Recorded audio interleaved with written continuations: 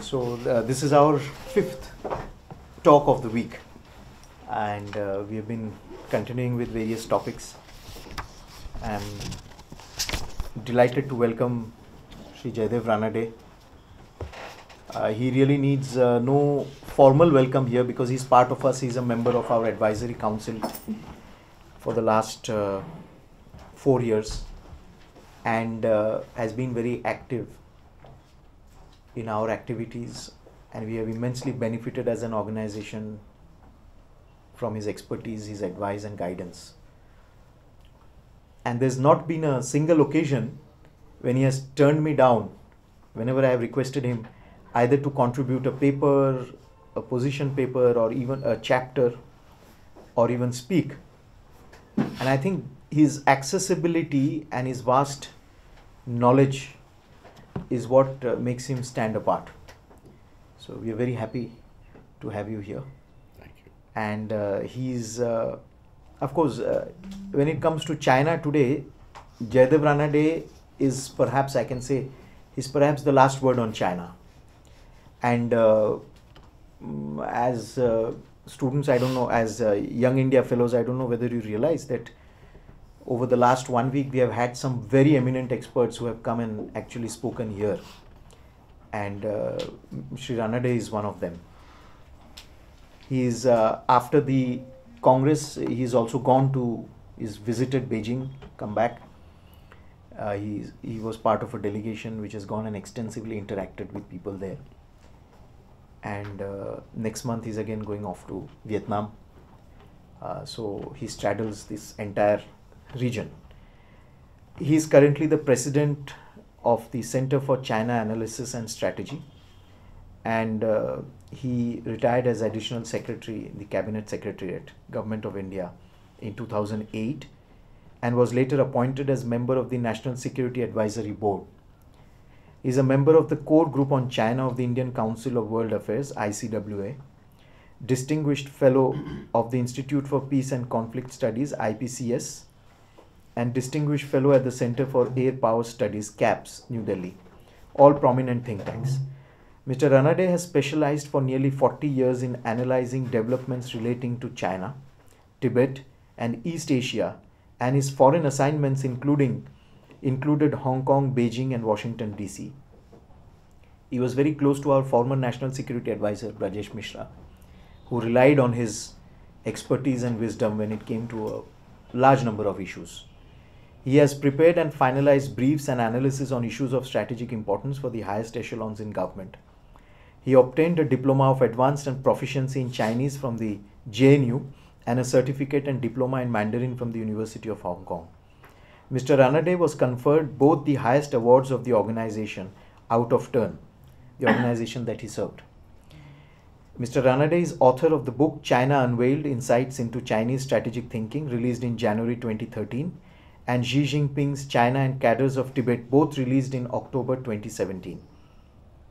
But that includes your very up to date. Yes, yeah. This is absolutely formal release we exactly. did in November. Formal release you did in November. That's why I got a little And he writes frequently in leading national newspapers and strategic defense magazines, and is often requested to comment on national and international television channels. These last two books will be also will see also a formal program in the Nehru Memorial Museum and Library, and I hope we'll get the invite and all of you can participate in that. So without much ado, what I had requested Shri Ranade to speak on was the recently concluded CPC Congress, what it essentially signifies for China, what does it mean for India-China relations, and overall the various perspectives. So I would request you to take over and speak. Thank you very much, Anirban. You said far too much than necessary, but the brief for me is to first give an analysis on the party congress, what it means, what its impact has been inside China, and of course what its implications are for us and neighbors of China. So what I'll try and do is, briefly what I will say is that I won't go into the details of the fact that the Congress is held every 5 years, etc. But This particular 19th Party Congress has been an important Congress. Its importance was heightened, I would say, because of the uncertainty about Xi Jinping's role in future, whether Xi Jinping will continue in power or not, and that question remains unanswered. But the pointers are that he has purposely kept any commitment on that ambiguous. So the scope for him to either continue or not is open. Basically, why is that important? I would say 18th Party Congress was a very important Congress after many years. That is when Xi Jinping was appointed. The 19th Party Congress is very important because it keeps open the prospect of his continuing at the helm of affairs for a while. Why is that of significance? Is that since 2007, when China began first adopting an assertive policy, it was assertive in a way. But after Xi Jinping was appointed Party General Secretary in 2012 November, he blended aggression with a policy of assertiveness. Obviously, that had an impact on all China's neighbors and other countries. We first saw that policy being applied in the context of the Dalai Lama. So, the first message in 2008, when Xi Jinping's predecessor was in charge, was to countries that received the Dalai Lama, saying that we will employ punitive measures against you. We will freeze contacts from periods between 3 months to 3 years. We will cut back on trade, including investment, thereby hurting the other countries economically. This was the measure that they started, and from then on, as their economic and military power grew, they kept pushing it further. But let me cut to the Congress itself. As Xi Jinping was moving into the Congress, it was a sensitive period. He had by that time accumulated 14 formal titles. The most titles that any Chinese Communist Party leader has ever had, including Mao. So in formal terms, he is, you can say, the most powerful leader. In informal terms also, after the turbulence that the Communist Party witnessed in 2011 and 2012, when one Politburo member made a grab for power, Po Xilai, and tried to oust Xi Jinping, naturally the party also backed Xi Jinping in trying to strengthen himself. They gave him two clear mandates. They said that the party's monopoly on power must be ensured, and second was that stability has to be maintained. And he used ideology and nationalism as his two, the fuels that drove his policies. We are seeing results of that also, but these are the two that he used. And as soon as he took over, at that time, he began tackling the party. And as we all know, in a communist system or in any authoritarian system, the person who controls the gun, as they say, is the one who runs the show. And the party controls the gun. So he made that amply clear. The tendency towards being autonomous that the army has, he curbed. And shortly before the party congress, the official Chinese media began reporting, and the latest report was in September. In fact, the 20th of September, the PLA Daily reported that 14,000 PLA officers had been dismissed or arrested. Including among them were more than what they said was over 100 officers of the rank of Major General and above. Our own calculations, my calculations, have identified 120. There could be more. To my mind, this is an important fact because it would have brought home to the PLA that they cannot resist a directive from the party. Not only that, he started this in October 2013 when he brought the PLA within the ambit of the anti-corruption organization of the party. So it is since then that this campaign started. And just to give you an example, in March 2017, the People's Daily said that 4,885 PLA officers have been arrested/dismissed. So in September, it says 14,000. You can imagine the manner and the speed with which he was progressing.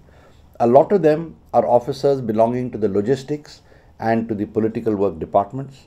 So they were not fighting men as such, but a large number of fighting men were also removed. Also, just before, weeks before, in fact, the party congress, he dismissed the two senior-most generals in the PLA. Fang Fenghui, who would be equivalent to our army chief, in fact, who would be equivalent to, if we had a joint chiefs of staff, he would be that, combining Army, Navy, Air Force, and the head of the political department, which is extremely important in China. He dismissed both of them. In fact, they are under arrest. I'll just mention to you that there was a rumor put out, in fact, during the Doklam standoff, that he removed these two because they had opposed the moves to arrange or agree on a withdrawal of forces, which finally took place on 28th August. That is far from the truth.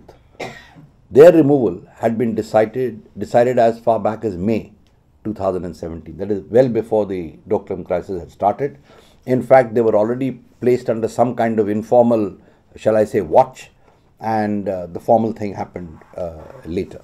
So that I think is something that needs to be kept on record. The second is in the party.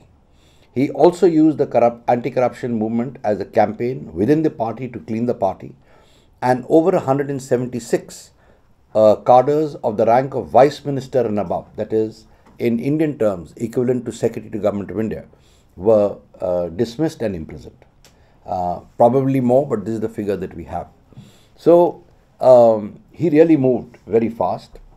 He also micromanaged the situation. And here I will digress a little bit. We also found references to the Poshilai incident as recently as September and October 2017. That means during the party congress or just before, indicating that some form of opposition continues to linger. And he removed a person who was considered generally as an upward mobile young cadre, Sun Chang Kai. He was headed, people thought, to the Politburo Standing Committee as one of the heir apparents, but he was suddenly removed in September last week. And one of the charges was that they didn't accuse him of anything much. The normal standard thing is corruption, mistresses, etc. But they said violation of party discipline. But if you go back through the records, in February we found that a group from the party center had come to Chongqing province, where he was the party secretary, and warned him that he has not done enough to eliminate the influence of Poshilai. So that indicates that there is some resistance that was still there. But anyway, the party congress was a success as far as Xi Jinping is concerned. And I'll just give you the figures. The body right on the top is the Politburo Standing Committee. It has 7 people. Out of those 7, let's remove Li Keqiang, who is the premier, and Xi Jinping, who of course continues. There are 5 new people. Of them, 2 are, shall I say, body and soul, to use a Chinese phrase, or 100% Xi Jinping people. One is a person who will go with the boss. You will always find them everywhere, but there is one like that, and that's Wang Huning, who is also trusted by Xi Jinping. And the last man is a person who has followed the party norm, followed the party discipline. And why I'm not putting him with Xi Jinping is that he has been rising for quite a while, and he continues to rise. So that's the reason. So out of a standing committee of 7, 5 certainly are people whom Xi Jinping can bank on. The next body is the Politburo, and there 14 out of the 25 members are Xi Jinping people, 100% Xi Jinping people. It's like, let's say, Xi Jinping has picked up people who worked with him when he was between 30 to 40 years old. Some of them, they used to sit and drink in the evening. Some of them, they used to do other things together. But he picked them up as his reliable people, and he has carried them. He has been able to induct them into the Central Committee and Politburo. So they are obviously 100% his people. There are 2 of them are PLA people, means the People's Liberation Army. The senior most position that an army officer holds is in the Politburo. 2 of them, and both are his people.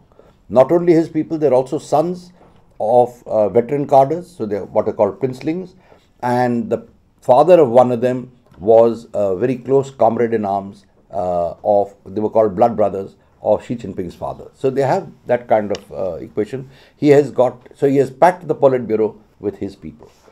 The next important body, of course the Central Committee is important, but more important is the Secretariat, which actually runs it does the decision making, etc. And that Secretariat reports directly to the Party General Secretary, which is Xi Jinping. And he has put Wang Huning, the man I mentioned earlier who serves every boss, as the head of that. He's the Politburo Standing Committee member. And under Xi Jinping, even the last Secretariat had become probably the most powerful Secretariat, and the same trend will continue now. Interesting thing in this is that this Secretariat, the majority of members in the Secretariat, which are again just about 7, are people with a security background. The reason I mention this is, by and large, you will find people with a military or a security background are more, if I may say, well, in a Western context, you can say more right-wing or more nationalist, more, hard. And that is what I anticipate as far as Tibet policy is concerned, as far as policy towards ethnic minorities is concerned. Their imprint will become visible. So this is the mix. If we look at the Central Military Commission, which is the other very important body, here again Xi Jinping has put all his people. The first thing he did was he reduced the size of the Central Military Commission. So from the earlier 7, it's now 4. Each one is his man, and his stress here has been on people with either battle experience or experience, as the army would say, military operations other than war, either for earthquakes or whatever. So that's one lot. The second, 100% politically reliable, which of course all are. And the third are people who are clean. And this I must illustrate by saying that Li Tsangpo, the head of the army now, the head of the ground forces, he's a man who is a battle hero. He is a war veteran, and yet after reaching the rank of Major General, his promotion slowed down a lot, because the then Party General Secretary Chiang Zemin, during his time, a practice had started of buying your ranks. So if you could bribe the senior officer, you got promotion. He refused to do it. He said, I don't mind, not getting my rank. So his colleagues, in fact, when you track this thing, and any of you who are interested and want to waste your time, I can explain to you. But they began going up, and he remained as a Major General, and he was kept in the Tibet military region. But after Xi Jinping came, his rise has been fairly rapid, indicating that Xi Jinping recognizes that this man is honest, and he's sending a message down the army saying that if you're politically reliable and if you're honest, then I'm backing you. So I think that message is strong. The second is, again, one of his cronies has been appointed the head of the Discipline Inspection Commission, which is the anti-corruption body in the army, which has been newly constituted. So you can expect again that there will be a fresh round of investigations, etc., throughout the army to ensure that people who are not singing Xi Jinping's tune are removed. So his grip, what I'm trying to say, on the army, the government and the party is today total. What was lacking in the past, he has now made up. So then what is the impact? How did the Congress itself, what difference did it make? And here it's important that the Congress did 2 or 3 things which I think have a very far-reaching significance. Xi Jinping has been very ambitious that he wanted his thinking, his thoughts to be recognized. For a communist cadre, whether he's in India or in China or anywhere else, it's very important that he is recognized as a leading communist, as someone who can contribute intellectually to ideology. And that is what he wanted. So as far back as July 2014, in fact, the theoretical journal of the Communist Party, Chusher, that described him as China's leading communist. And now he wanted his thoughts to be incorporated into the party constitution, and that happened. The question was whether it would be incorporated as Xi Jinping thought, or whether it would just be thought on social. But it came in as Xi Jinping thought, but they diluted it a little bit, lest he be equated with Mao Zedong. to Xi Jinping thought on socialism with Chinese characteristics in the new era. So that has come into the party constitution, thereby putting Xi Jinping at a certain level. Xi Jinping, immediately after that was done and it was approved, his first press conference, or not press conference, his first briefing to the party cadres, he presented this thought as the alternative that China presents to the world democracies for a form of government. In other words, Xi Jinping style of socialism rather than democracy. So this has been presented. And this becomes significant because if you recall, under Mao, there was a policy of exporting communism or socialism that was stopped by Deng Xiaoping. I'm not saying it will start with Xi Jinping, but he has at least kept it on the table and later on we will see. But what he has spoken about is creating a community of common destiny. What he does not say is in the brackets under Chinese leadership.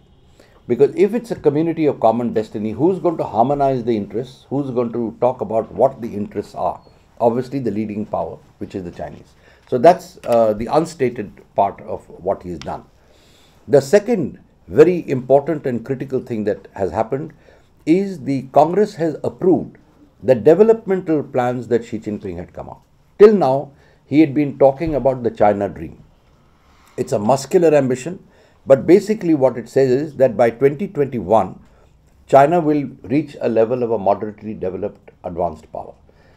Now what they've done is they've concretized it. He has given timelines and he has said by 2030, 2035, China will be a technologically advanced power, ranking among the more modern states in the world.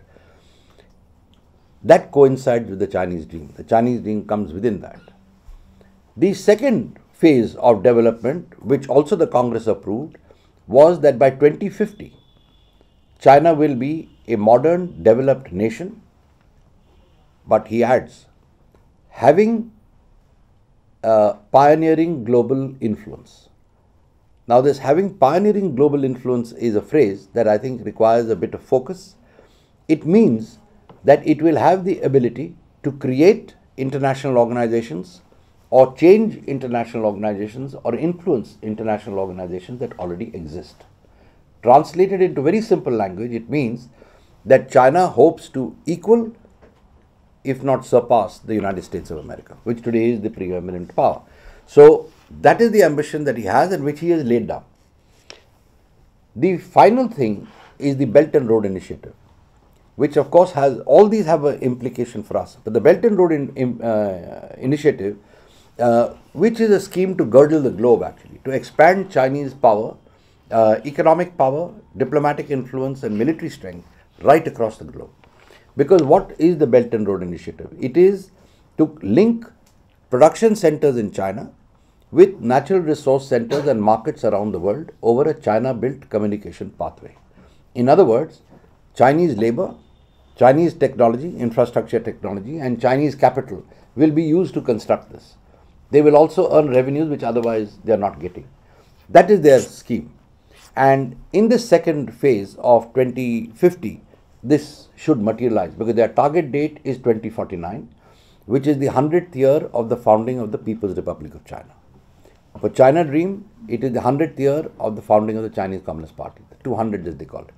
So, by bringing the Belt and Road Initiative into the party constitution now, what they have done is, so far it's been Xi Jinping's initiative. Now, what it means is the party and China back this initiative, it is their initiative. So countries like India, which have not endorsed the Belt and Road Initiative, can expect now greater pressure from China into getting us to accept it. For us, the rub comes when we look at it at the China-Pakistan Economic Corridor. That is the sixth leg of the One Belt, One Road, or the Belt and Road Initiative, but the first to be operationalized and the one where China has already started putting money in. So that is where we can expect pressure. The second is the BCIM, the Bangladesh, China, India, Myanmar corridor, which for some strange reason, and here I am taking a risk by making a personal comment, I don't know why, we initialed it in the last days when Manmohan Singh went to Beijing. It should not have been done. It's something which is fraught with risk. But it was done, and again, just few days ago, the Chinese have started making reference to the BCIM after a long interval. And here let me just remind you that at the time of the Doklam crisis or the Doklam standoff, when the Chinese propaganda offensive against us was vitriolic, there they had spoken about reviving insurgency in the northeast. The Bangladesh, China, India, Myanmar corridor is going to be directly affected. So we need to be very careful when we look at this, and that is where the pressure on us will come. There was talk at that time also about they're reversing their position on Sikkim and creating trouble there. They're mounting an international campaign to break the closer ties between India and Bhutan, and of course positioning troops in Kashmir at so-called at the behest of Pakistan. Let me share with you an interesting detail that I don't think has come into the public knowledge in India at least yet. You can write this if you want. Is that the Chinese version of Global Times carried an article recently, a very mischievous article, which questions and quotes Nepalese leaders, but it questions why the Gurkhas should join the Indian army. So they've said the Gurkhas have no enmity with the Pakistanis, they have no enmity with the Chinese. In fact, they are like our brothers, of course, the Chinese saying. So why should they join the Indian army? This, to my mind, indicates two things. One, a difference between the manner in which the Ministry of Foreign Affairs of China is approaching the India-China relationship, but you know, they don't count in terms of strategy and policy with neighbors. And the manner in which the PLA and the propaganda apparatus of the Chinese Communist Party are approaching India. And we find these two are quite critical. So this is a kind of united front or propaganda war that they have already started in our neighborhood. This is one. There have been a couple of other articles where they've talked about, had India been as strong as China, what is the belligerence that it would have shown? Things like that. But this 19th Party Congress today makes two things very clear. That the policy of assertiveness blended with aggression that Xi Jinping has unveiled has yielded results. It has been approved by the Chinese Communist Party at its Congress, which is the highest body, which means it will be continued. The second, that Xi Jinping has made it very clear that his initiatives of Belt and Road and the China Dream have the approval of the entire party, and he sees no reason why he should back off from it. So I think, in a manner of speaking, he has actually, since he has been using nationalism and ideology to push his agenda, what he has done is he has now painted himself into somewhat of a corner. How is he going to compromise? How is he going to strike a deal with someone else? That is the big question that comes in. For us, on the border issue, what is going to happen? Is he going to be willing to talk? In the sense, I'm not talking about just continuing to talk for the sake of talking, but is there going to be something? Chances are we are going to see very little forward movement on border negotiations, though there is talk among the Chinese that we should do something, etc. But I told you how, on the one hand, you are seeing the propaganda apparatus and the PLA having one line, the Ministry of Foreign Affairs having a different line. The final thing I will just mention here is, or rather 2 points. This is the Congress outside, but the Congress primarily deals with internal policies. And here 2-3 things have happened. Poverty alleviation he has taken as the highest agenda item, in fact even before the Congress started. And he has devoted for the first time an entire paragraph to poverty alleviation. In fact, if you read the Congress report, what it says is the party will pervade every sphere, whether of the government, the military or social setup in China. And he has said poverty alleviation will be taken as the first step towards elimination, and by 2050 he wants to finish it. In fact, the target date mentioned is 2030, but they've left a loophole for going up to 2050. So that's the agenda that he's going to have. Second thing, here the party, as I said, pervades the entire setup. What they find is that in the academic field, according to them, a lot of professors are leaning to the West. They are being influenced by liberal ideas, according to them.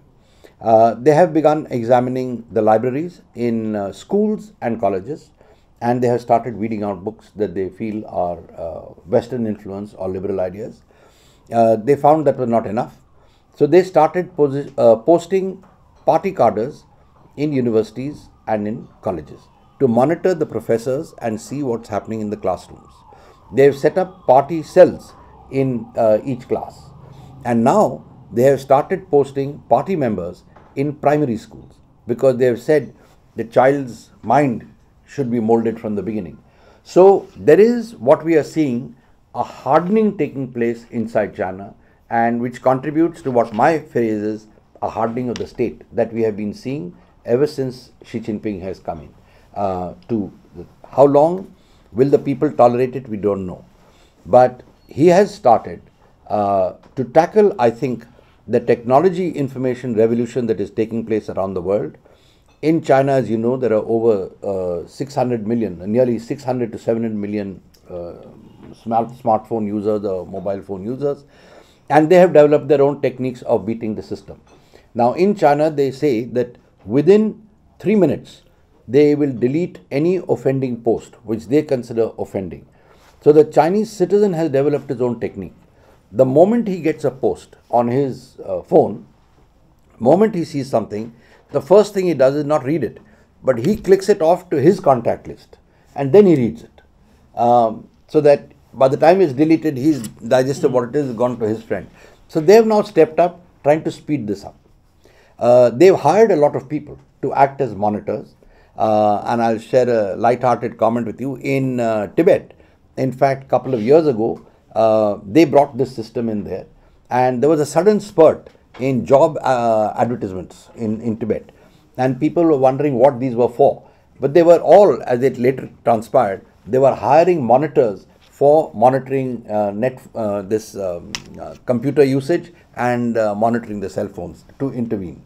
And they do two things. One is, of course, remove the posts. The second is to change the narrative as the incident happens. For example, if there is an accident and if someone says this accident happened, it is the fault of so-and-so, a government department or something, these monitors intervene to switch the blame somewhere else rather than the government or rather than the party. And that builds up its own traction. So that kind of thing has started happening. To counter all this, to counter the youth therefore being influenced away from the party, he has started a scheme which is supposed to come into operation across China by 2018. And this is called the Social Credit Management System. This system is defined by them for any solid, honest Chinese citizen to walk with his head held high under the blue Chinese sky. That's how he says it. But what it is it's I think what management experts would call a 360-degree survey or assessment of an individual. So any individual, his juniors, his seniors, his co-workers, his neighbors, his maybe guys living on the street, everyone contributes into what we think of this gentleman. And the party, based on all that, big data, gives him a number.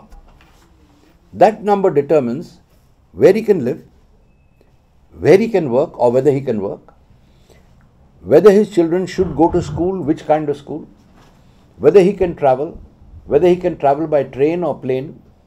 All that is determined by that number. So what he is bringing in is going to be a very draconian kind of system, which will really regulate a man. And it's going to come into operation, as I said, 2018. It's already in operation in 18 cities. And just 1 week ago, they said that, and this came again in a Chinese language dispatch, that the first list has been prepared. It consists of 8.7 million people, and it is now going to be shared with the concerned departments for implementation. So there is this game also taking place.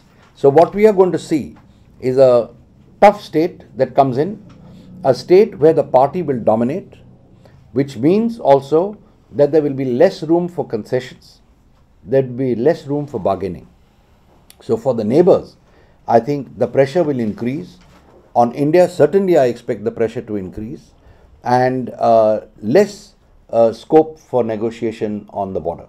I'm not saying that they are going to push for war, but they would prefer to push us as hard as they can, short of war, to get us to succumb, to get us to yield. If that's not possible, there might be tensions along the border. But I expect the next few years to be uncertain in our relationship. And on the last note, I don't want to be too pessimistic, but let me just say that in my personal view, I don't think Doklam is over. Doklam, a disengagement has taken place, but the mood in China is one of, shall I say, people are sullen. They are questioning their own government as to what have we got, and you have been talking about being a very strong nation. How come India has not apologized? So I think we have to wait and see what is going to happen.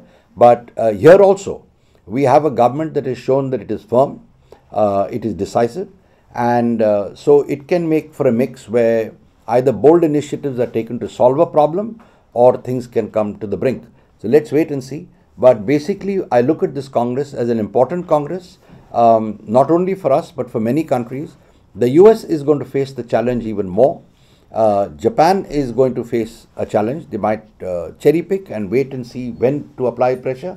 But I think as the largest nation in the region, we probably, and with the most problems along the land borders, I anticipate that we will face more pressure in the short term. So I stop there and I'm open for any questions. Thank you.